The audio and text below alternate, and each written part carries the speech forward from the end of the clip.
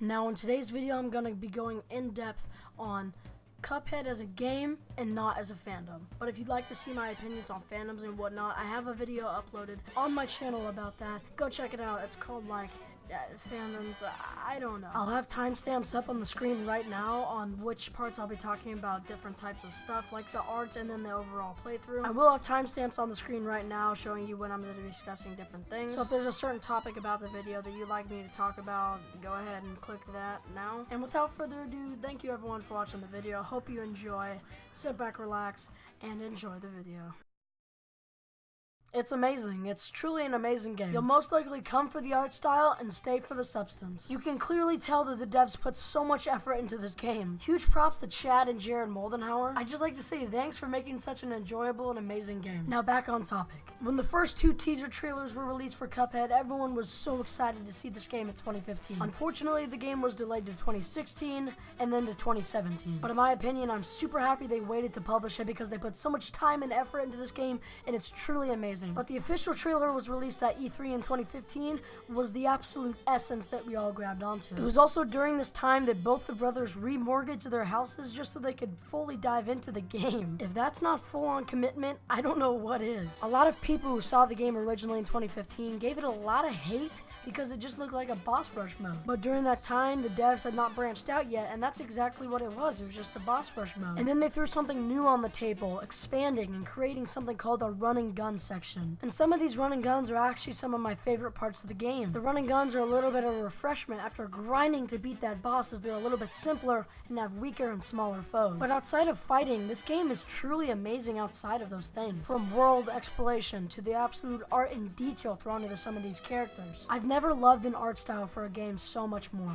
Now, in the game, you play as Cuphead unless you're doing two-player co-op, which currently is only available if you're sitting on the couch with your friend with an Xbox controller. But during single player, you play as Cuphead unless you choose to play as Mugman, but then the game would have to be called Mugman. So just for my sake, could you please play as Cuphead just to make things a little bit less difficult? But yeah, in this game, when you're playing single player, you play as Cuphead in a place called Inkwell Isles. Now in the intro, we learned that in the beginning, Cuphead and Mugman take a little bit two steps far out of home and end up gambling in the casino. Cuphead finds himself on a roll, making tons of cash and just winning over and over and over again. Word spreads fast around the casino, and the owner, the devil himself, finds himself at the table. And he makes the two boys an offer. Win again and all the loot in the casinos are yours. Lose and I'll have your souls. Cuphead, blinded by riches, immediately rolls the dice and fucks up. The boys then beg for another option, pleading the devil to choose another option and let them free. The devil immediately sees this as opportunity and has the boys collect soul contracts from all the people who have dealt with him in the past. After being freed, the boys hurry home and explain to Elder Kettle what had just happened. He then gives them this juice that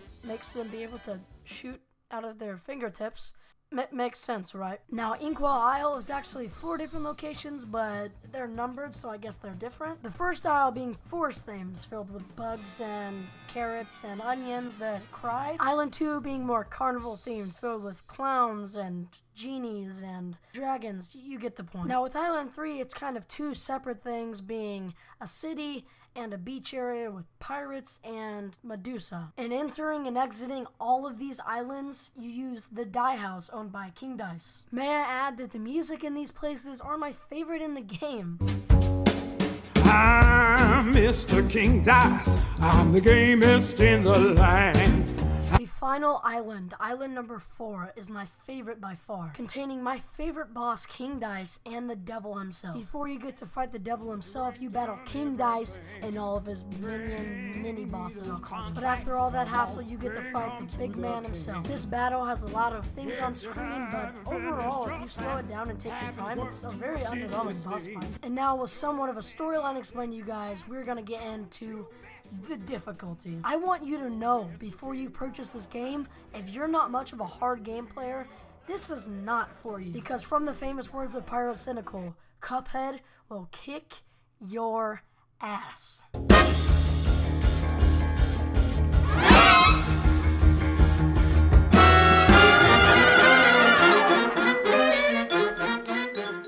Now Now we're going to be discussing firing types, charms, and supers. Earlier I was talking about the first shooting type that you get from Elder Kettle, and it's called the pea shooter. Decent range, decent damage. It's pretty much just a starting firing type. The next one that we're going to talk about is spread. If you ever use shotguns in any type of first-person shooter, this is pretty much a shotgun. It shoots 3 triangles of death in multiple directions, eliminating any low health opponents instantly. The third one that we're going to talk about is charge, and oh boy do I love charge. Given the name charge, I bet you're wondering how is it charged. The longer you resist shooting your weapon, the more damage it deals. If you don't charge it at all, it's somewhere near the effect of the pea shooter. The next one is roundabout, which is basically a boomerang. If you shoot it in the opposite direction of your opponents, it will probably instantly kill them unless you're doing a boss fight. I found this very useful on boss fights that I didn't have a lot of time to pay attention to where I was aiming. Speaking of not aiming, our next one is Heat Seeker. I'm not sure what it's actually called. I don't have access to the game right now. It shoots green pebble-like bullets and instantly hits enemies. But besides shot types, Pork Rind also sells charms. But out of all of them, I'd have to say Smoke Dash is one of my favorites. Besides Parry Sugar, this one I found the most useful on any level, allowing you to avoid enemy attacks, enemies in general, and a lot of stuff like that. Now, Parry Sugar lets you instantly parry anything that you come in touch with. Keep in mind, you must be jumping and not walking to do this. There are a lot of different charms. One gives you an extra heart, the other one gives you 2. But with every heart, you lose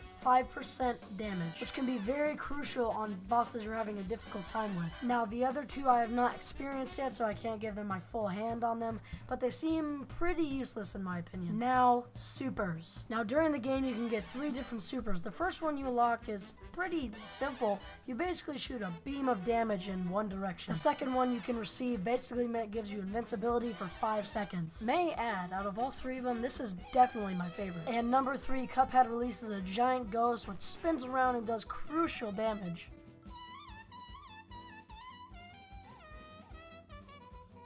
Now, my rating on this game is a solid 9 out of 10. If you give the game a 10 out of 10, you're just insane. And in my opinion, there's never been a game that's released that's been 10 out of 10. But games like Cuphead and Super Mario Odyssey come really close to my heart and are so close to getting that 10 out of 10. But yeah, thank you guys so much for watching the video. I hope you enjoyed this Cuphead full analysis.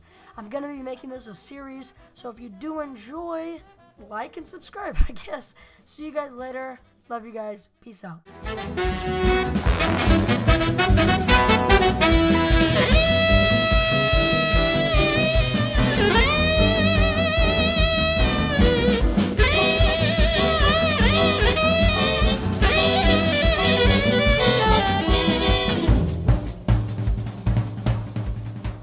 I have spent way too much time on this game.